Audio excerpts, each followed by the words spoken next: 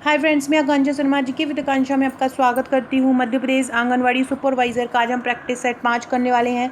यकीन मानिए, अगर आप ये पूरे प्रैक्टिस सेट कर लेंगे, ये प्रैक्टिस सेट 5, इसके पहले 4 प्रैक्टिस सेट करवा चुकी हूँ।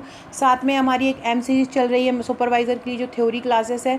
30 क्वेश्चन की एक सीरीज़ चल रही है, जिसमें बहुत इंपॉर्टेंट 30 क्वेश्चन करवा रही हूँ। साथ में एक हमारी 3000 ऑब्जेक्टिव की क्लासेस चल रही, जो कि हमारे नोट्स के साथ आपको बुकलेट मिलती है 3000 प्रैक्टिस प्रश्नों की, वही मैं आपको करा रही हूँ।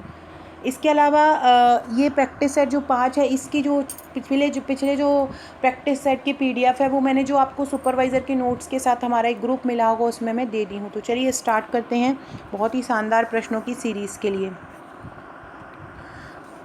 पहला क्वेश्चन है, बाल श्रमिक अधिनियम कब बनाया गया था। यूनिट जो थर्ड पार्ट है, सॉरी, उसमें अधिनियम से संबंधित क्वेश्चन है और बहुत दहेज प्रथा अधिनियम है, बाल श्रमिक से संबंधित अधिनियम है। तो कुछ ये अधिनियम है, उनको भी बहुत अच्छे से करें। उनके मैंने कुछ की फैक्ट बता दूंगी आपको। एक बार ही नोटिफिकेशन आ जाने दीजिए, वो 7 तारीख के पहले नोटिफिकेशन आ जाएगा।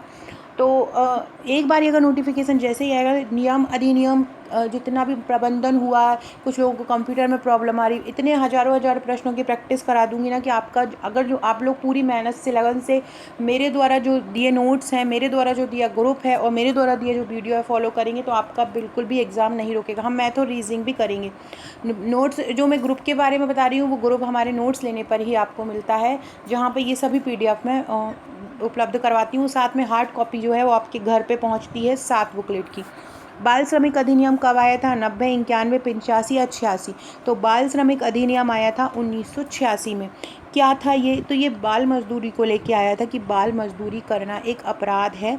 इसके तहत 14 वर्ष से कम उम्र के बच्चों को कारखानों में काम पे या जोखिम वाले कामों में नहीं लगाना चाहिए। बाल श्रमिक अधिनियम ये बताया है कि जो 14 वर्ष से कम उम्र के बच्चों को, यदि उनसे कोई जोखिमपूर्ण काम करवाया जाता है तो इसको अपराध माना जाएगा। तो इस 14 वर्ष से कम उम्र के बच्चों से काम नहीं करवाया जाना चाहिए और बच्चों को हित का ध्यान रखना चाहिए। अच्छा, आपसे ये पूछें कि बाल श्रम जो अधिनियम है, उसकी किस धारा के अनुसार नियोक्ता को सज़ा मिलती है? तो धारा 14 के अनुसार मिलती है। किस धारा के अनुसार? धारा 14। ये ट्रिक भी बन जाएगी यहाँ पे कि देखो, 14 वर्ष से कम उम्र के बच्चों को यहाँ पे काम में नहीं लगाना चाहिए, उसके लिए ये अधिनियम बनाया गया है। दूसरा, इसमें जो सज़ा का प्रावधान है वो उसकी किस धारा में है? वो धारा 14 में है। तीसरा, ये पूछेंगे, ये जो बाल श्रम करने वाले जो नियोक्ता है, नियोक्ता मतलब जो बच्चे को काम पे रखेगा, उसको 3 माह से 1 साल तक का कारावास है, तथा या तो कारावास ले लो या 10 से 20 हज़ार तक का जुर्माना का दंड दिया गया है। 10 से 20 हज़ार जुर्माना, ये तब की बात है 1986 में जो आया, तो उस समय 10-20 हज़ार बहुत बड़ी बात हुआ करती थी। 10 से 20 हज़ार जुर्माना और क्या बोला गया है कि और 3 माह से 1 वर्ष तक की सज़ा का प्रावधान है। तो आपको ये ध्यान रखना है। कब लागू हुआ था? ये 1936 में। इसके बाद ये अपडेट हो गया है, मतलब इसका संशोधित रूप आ गया है। संशोधित रूप आया है 2016 में। याद रखो, पहला कब आया था? सबसे पहले बाल श्रमिक अधिनियम कब बना था? 1946 में, 86 में सॉरी, और 2016 में बाल श्रम संशोधन अधिनियम बन गया। 1986 का जो संशोधन है वो कब किया गया है? 2016 में कर दिया गया। और जो अंतर्राष्ट्रीय श्रम संगठन है, ILO अंतर्राष्ट्रीय जो श्रम संगठन है, जिसका मुख्यालय जेनेवा में है, उसके कानूनों के अनुरूप ये बताता है कि बाल श्रम पर पूर्ण प्रतिबंध लगाता है, ताकि बच्चों को शिक्षा के पूरे अधिकार मिल सकें, उन्हें बुनियादी शिक्षा प्राप्त हो सके। एक और कोई क्वेश्चन इससे जुड़ा हुआ है कि जो संविधान में बाल श्रम के तहत कौन सा अनुच्छेद बनाया गया है संविधान में? तो संविधान में बाल श्रमिक के तहत अनुच्छेद 24, बाल श्रमिक अधिनियम किस अनुच्छेद के तहत आया है? तो अनुच्छेद 24 कहता है कि किसी फैक्ट्री में, खान में, रेलवे में 14 वर्ष के बच्चों का जो प्रवेश है वो बिल्कुल निषेध है। तो याद रखना है, भारतीय संविधान का कौन सा अनुच्छेद बाल श्रम पर रोक लगाता है? तो बाल श्रम पर रोक लगाता है अनुच्छेद 24। कौन सा लगाता है?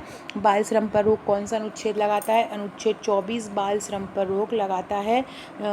ये भी क्वेश्चन पूछा जाता है। तो ये सभी फैक्ट याद रखिएगा। बाल श्रम अधिनियम की भारत में काम करने की कानूनी उम्र क्या है कि 14 वर्ष से कम उम्र को नहीं लिया जाएगा। इसके अलावा जो संशोधित अधिनियम आया है उसमें एक 2012 में भी संशोधन विधेयक आया, तो उसमें बोला था कि 14 से 18 वर्ष आयु के किशोरों को किसी भी खतरनाक व्यवसाय में नहीं लगाया जाए। वो संशोधित अधिनियम आया था, वो उसमें कितना है, 14 से 18 वर्ष के को नहीं लगाया जाता। पहले तो 1986 में जो आया था वो आया था 14 वर्ष से कम उम्र के बच्चों को नहीं लगाया जा सकता, लेकिन अभी 2012 में जो आया उसमें ये बताया कि 14 से 18। 1986 में आया, फिर 2012 में आया, फिर अभी नया जो संशोधित रूप है वो 2016 में आया था। इसके अलावा बाल श्रम अधिनियम 1986 के अनुसार आपसे पूछें कि क्या अलग अलग नियम पूछ लेंगे। अगर पूछेंगे बाल श्रम अधिनियम 1986 के अनुसार किस उम्र के बालक को कारखानों में नहीं लगाया जा सकता, तो आपको लिखना है 14 से कम।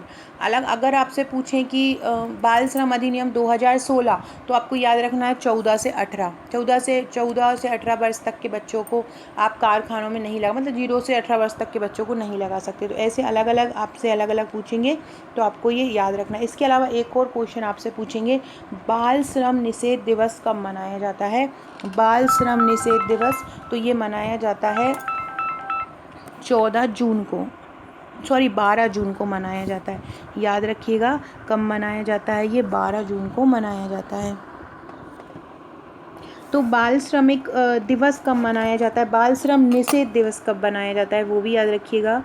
बाल श्रम निषेध दिवस कब मनाया जाता है, तो बाल श्रम निषेध दिवस जो मनाया जाता है वो 12 जून को मनाया जाता है। याद रखिएगा बाल श्रम निषेध दिवस कब मनाया जाता है, 12 जून को मनाया जाता है बाल श्रम निषेध दिवस। ये अच्छे से जो फैक्ट बताती जा रही हूँ ना वो लिखते ज़रूर जाया कीजिए। और अगला क्वेश्चन है, आप लोग पढ़िए।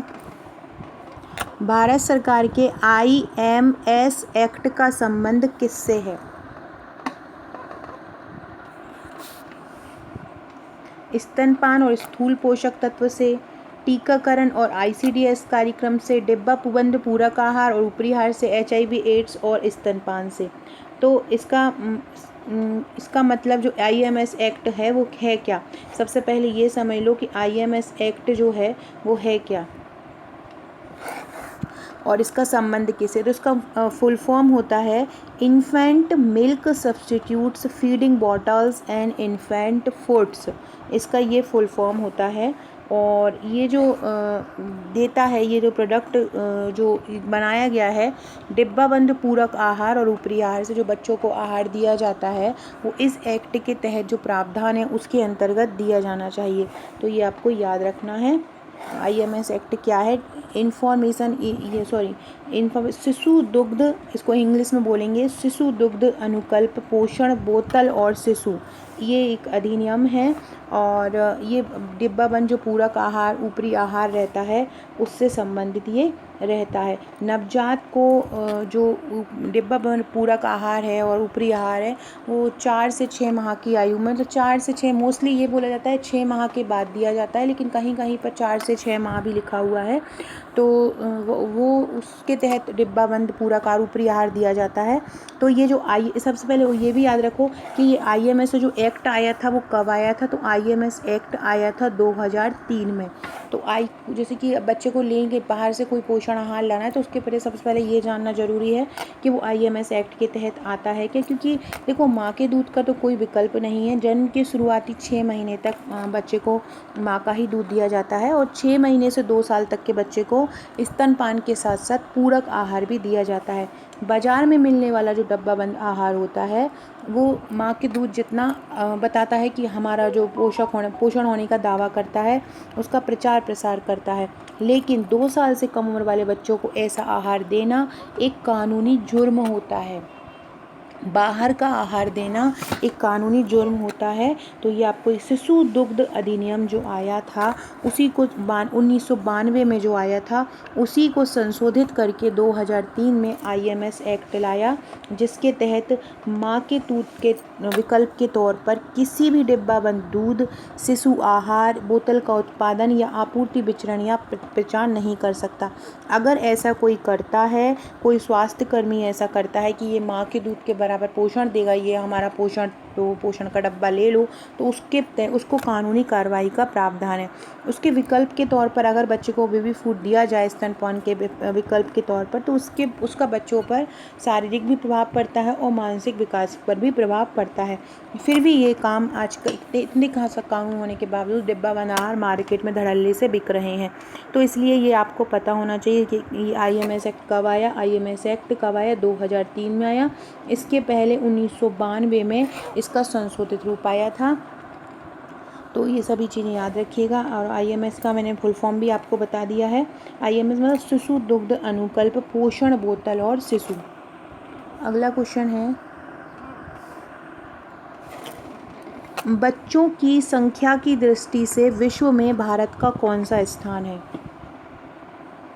पहला, दूसरा, तीसरा, चौथा।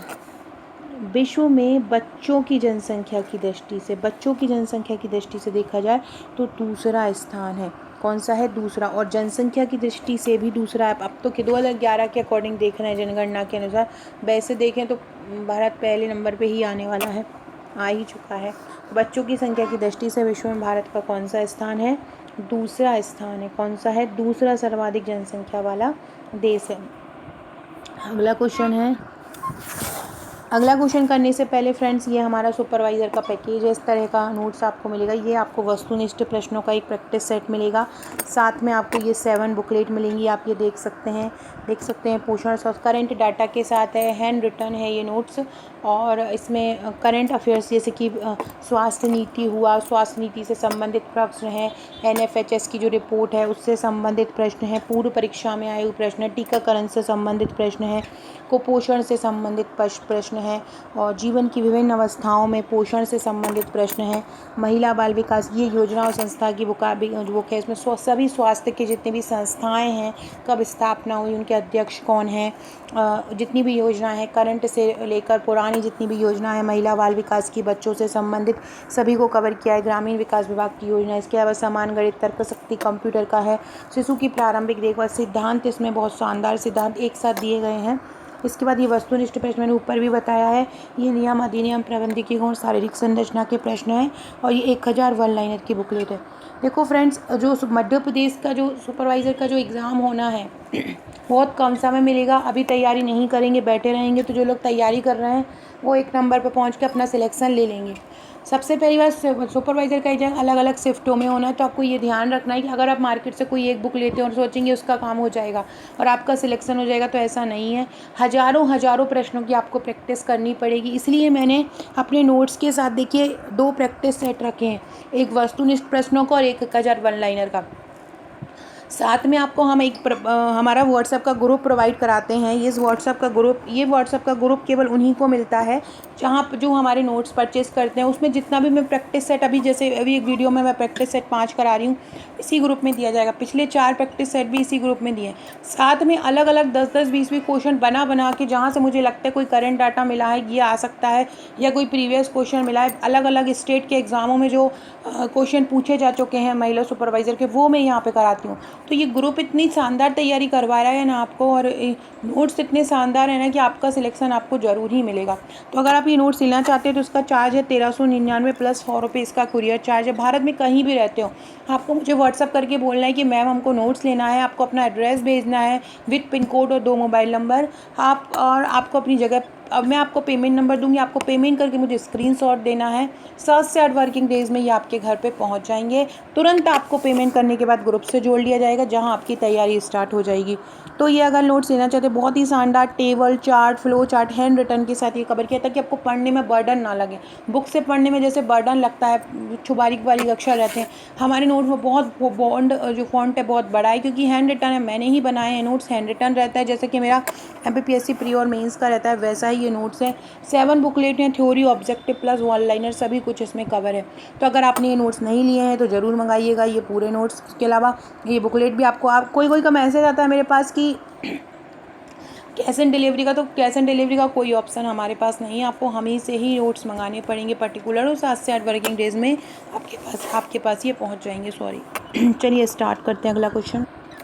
क्वेश्चन है दहेज लेने या दहेज देने के विरुद्ध दंड का क्या प्रावधान है। तो देखो दहेज का जो दहेज एक्ट है, उस दहेज निषेध अधिनियम है 1961। दहेज निषेध अधिनियम कब आया था? 1961 में आया था। ये भी आपको याद रखना है। दहेज निषेध अधिनियम कब आया था? तो दहेज निषेध अधिनियम आया था 1961 में। इसके तहत कितने दंड का प्रावधान है? तो इसमें न्यूनतम 5 वर्ष की सज़ा और 15,000 रुपये, न्यूनतम 15,000 रुपये और न्यूनतम 5 वर्ष की सज़ा का प्रावधान है। आपसे ये पूछेंगे ये कि दहेज एक्ट जो है, दहेज निषेध अधिनियम 1961, उसकी किस धारा के तहत दंड का प्रावधान है? तो उसकी धारा 3 के तहत दंड का प्रावधान है। किस धारा के तहत है? उसकी धारा 3 के तहत ये दंड का प्रावधान है। तो दहेज लेने या दहेज देने के विरुद्ध दंड का क्या प्रावधान है? 5 वर्ष की सज़ा है।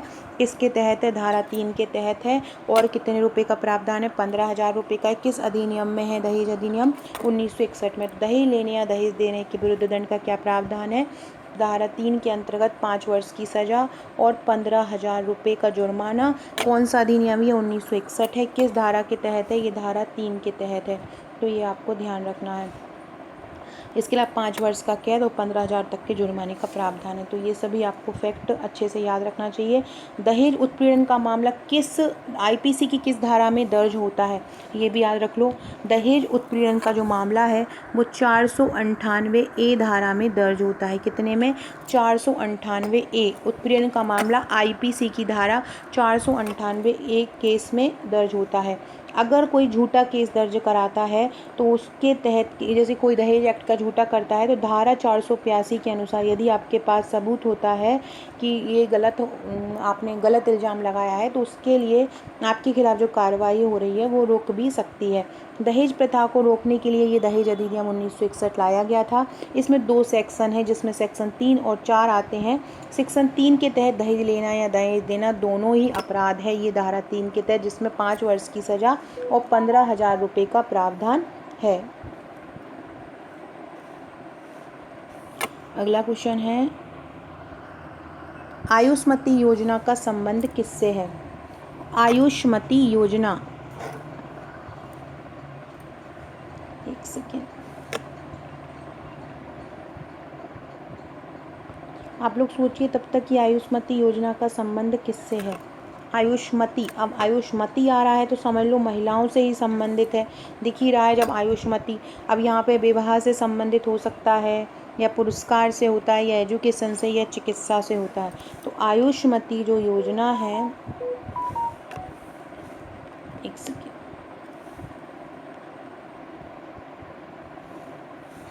वो चिकित्सा से संबंधित है। आयुष्मती योजना किससे संबंधित है? चिकित्सा से संबंधित है, याद रखिएगा। आयुष्मती योजना महिलाओं के पोषण से संबंधित है, महिलाओं को चिकित्सा प्रदान करने से संबंधित है। आयुष्मती योजना से एक और याद रखिएगा, आयुष्मान भारत योजना। आयुष्मान भारत योजना जो कि 2018 में आई थी। आयुष्मान भारत योजना 2018 में आई थी, जिसको प्रधानमंत्री जन आरोग्य योजना भी कहा जाता है। अरुण जेटली ने 2018 के बजट में इसको प्रावधान किया था।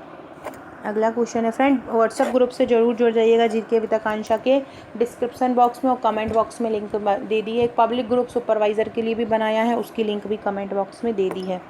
अगला क्वेश्चन है, जनगणना 2011 के अनुसार भारत की कुल आबादी कितनी है? 121 करोड़ है 2011 की जनगणना के अनुसार, और दूसरे नंबर पर स्थान है भारत का। अगला क्वेश्चन है, आंगनवाड़ी कार्यकर्ता द्वारा दर्ज किए जाने के लिए भारत सरकार ने कौन सा ऐप विकसित किया?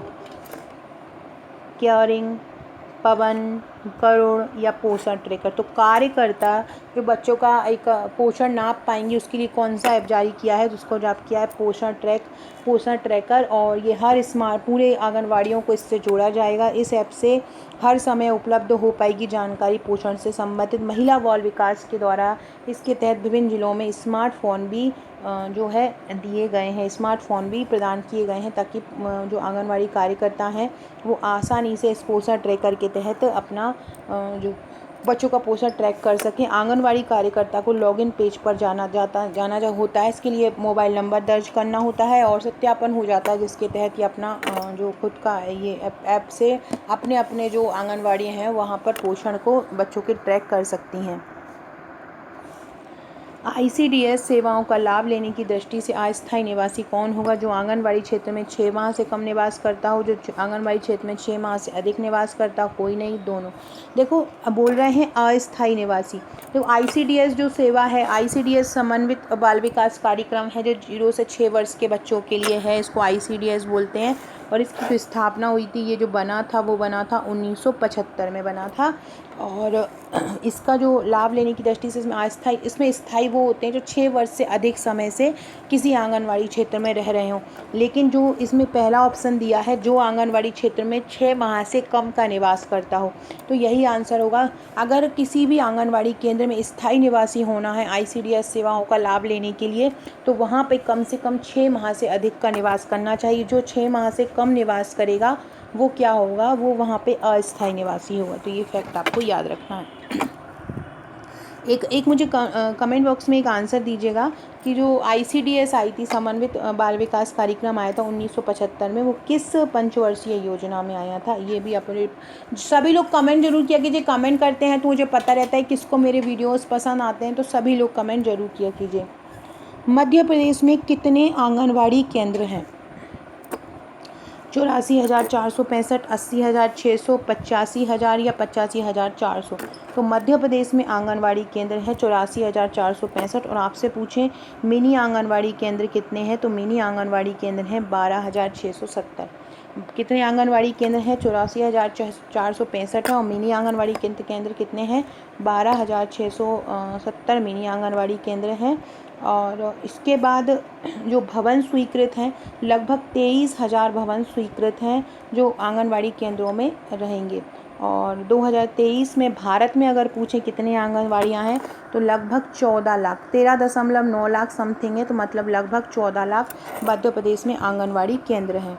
मध्य प्रदेश में मिनी आंगनवाड़ी केंद्र कितने हैं? अभी मैंने आपको बताया 12,670 मिनी आंगनवाड़ी केंद्र हैं मध्य प्रदेश में। मिनी आंगनवाड़ी केंद्र कितने हैं? 12,670 हैं। आंगनवाड़ी जो खोलने के एक मापदंड हैं वो मैंने आपको बताए थे कि ग्रामीण और शहरी क्षेत्र है। अगर ग्रामीण और शहरी क्षेत्र है तो उसके लिए 400 से 800 की जनसंख्या पर एक आंगनवाड़ी केंद्र होगा।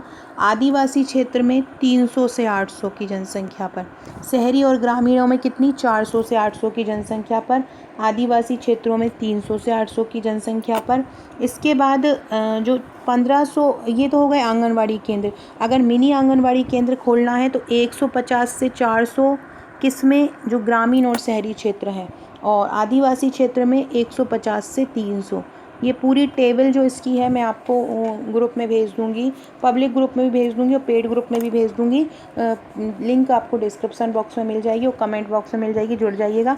तो याद रखना, अगर ग्रामीण और शहरी क्षेत्र है तो 400 से 800 की जनसंख्या पर एक आंगनबाड़ी केंद्र होगा। और जो ग्रामीण क्षेत्र है और शहरी क्षेत्र है वहाँ 150 से 400 की जनसंख्या पर एक मिनी आंगनवाड़ी केंद्र होगा। मतलब आंगनवाड़ी केंद्र 400 से 800 पर और मिनी आंगनवाड़ी केंद्र 150 से 400। और आदिवासी क्षेत्रों में 300 से 800 की जनसंख्या पर आंगनवाड़ी केंद्र और 150 से 300 की जनसंख्या पर मिनी आंगनवाड़ी केंद्र। ये आपको याद रखना है। आंगनवाड़ी केंद्रों का मासिक किराया कितना होता है? तो ग्रामीण और आदिवासी क्षेत्रों में 200 रुपये प्रति माह होता है और शहरी क्षेत्रों में 750 रुपये प्रति माह होता है। तो ये भी ध्यान रखिएगा। 2011 की जनगणना के अनुसार मध्य प्रदेश में 6 वर्ष से कम उम्र के बच्चों की संख्या कितनी है? 1.05 करोड़ है। 0 से 6 वर्ष से कम उम्र के बच्चों की संख्या।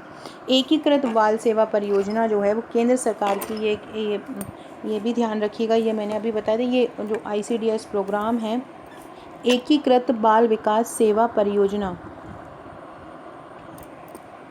केंद्र प्रवर्तित योजना है, केंद्रीय क्षेत्रीय योजना है, दोनों है। ये है केंद्र प्रवर्तित योजना। एकीकृत बाल विकास योजना क्या है? इसको आईसीडीएस बोलते हैं। 6 वर्ष से कम उम्र के बच्चों के लिए है। 6 वर्ष से कम उम्र के बच्चों के लिए है। 1975 में इसकी स्थापना हुई और ये बच्चों, उनकी माताओं को भोजन, टीकाकरण, स्वास्थ्य सेवाएं प्रदान करता है। लक्ष्य समूह क्या है इसमें? 0 से 6 वर्ष है। तो ये भी आपको याद रखना। और केंद्र प्रवर्तित ये योजना है। आंगनवाड़ी केंद्रों के सफल संचालन और उसके नियंत्रण का प्रभावी कार्यान्वयन का दायित्व किस पे है? बाल विकास परियोजना अधिकारी के ऊपर है। याद रखिएगा, आंगनवाड़ी केंद्रों का सफल संचालन किसके ऊपर रहेगा? बाल विकास परियोजना अधिकारी के ऊपर रहेगा। सो फ्रेंड्स, ये थे हमारे क्वेश्चन। अगर आपने हमारे इंस्टा को सब फॉलो नहीं किया है तो आकांक्षा 1957 से आप हमारे इंस्टाग्राम को भी फॉलो कर लीजिएगा। रात को एक और आंगनवाड़ी इससे क्वेश्चन लाऊंगी इससे संबंधित। या अगर आप हमारा प्रैक्टिस सेट सहित हमारा जो कोर्स है आंगनवाड़ी सुपरवाइज़र का लेना चाहते हैं तो आप मुझे व्हाट्सअप कर दीजिएगा। व्हाट्सअप मेरा ये सभी बुकलेट पर दिया हुआ है। Okay friends, thank you.